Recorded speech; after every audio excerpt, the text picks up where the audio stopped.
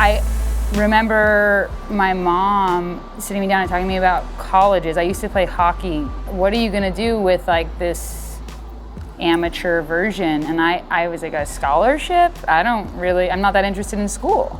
So I was like, I wanna be a designer. And I was like, you don't need to go to school for that.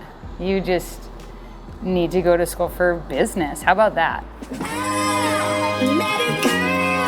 My name's Ally Ferguson, and I am a clothing designer. That's my Jobby job.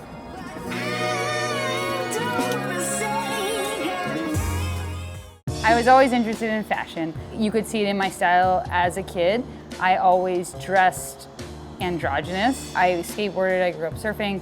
That was style to me at the time, but nothing fit me. So I would have everything altered. My grandma sewed, so I have her sewing machine.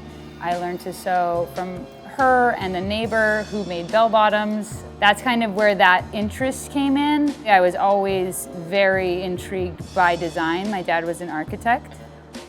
I didn't want to go to school, but you need like some foundation. I went to school initially for social work and like at-risk youth. My mom went to school for like psychology.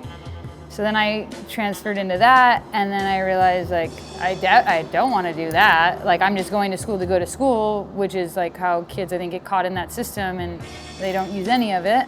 And then you get stuck at a desk job. I left there, and when I came back to Long Beach, I went to school for consumer affairs, which was a merge between fashion and business. So I learned to read like a balance sheet and send invoices, and then a focus on design and aesthetic. I dropped out a semester before graduating because I got an offer. I always like toyed with the idea of going back and finishing my degree, and my mom doesn't bring it up anymore now that I own my business, but I mean, she brought it up. She was like, you should just get it as a fallback plan. And I wrote down in my journal, I was like, I will do anything in my power to never need a fallback plan, ever. You know?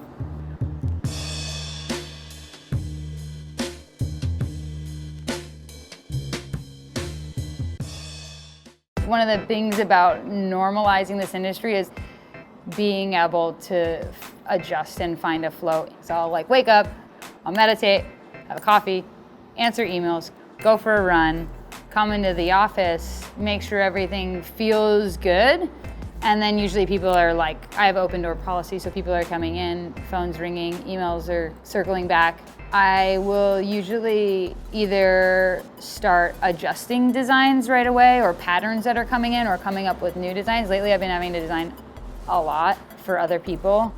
All of this happens in the same time. In the same day, I'm also running production on my previous season with my factory. I have like a loop where it's like, take a look at like what designs are in works, what's at the pattern makers, what needs to go to the sample sewers, do I need to pick up any of my fabric from the dye house, go to my factory, make sure everything's moving down the line, if anything is shipping.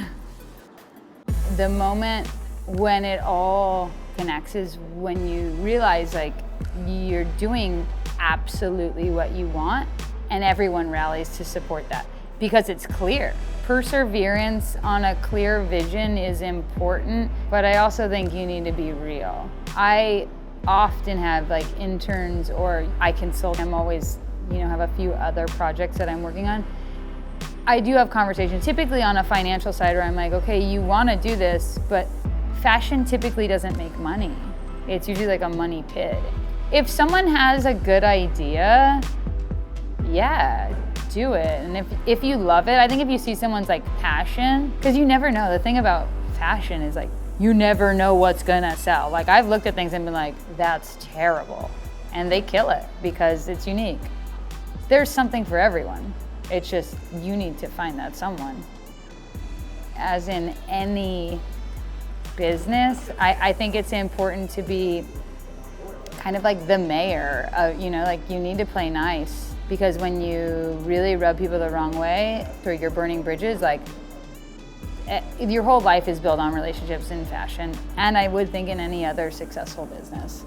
So you really need to cherish those.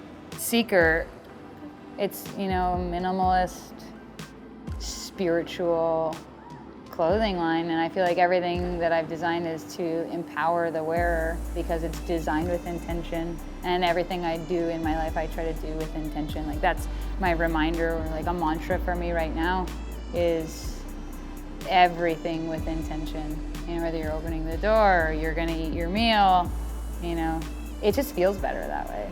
It feels really good. Try it.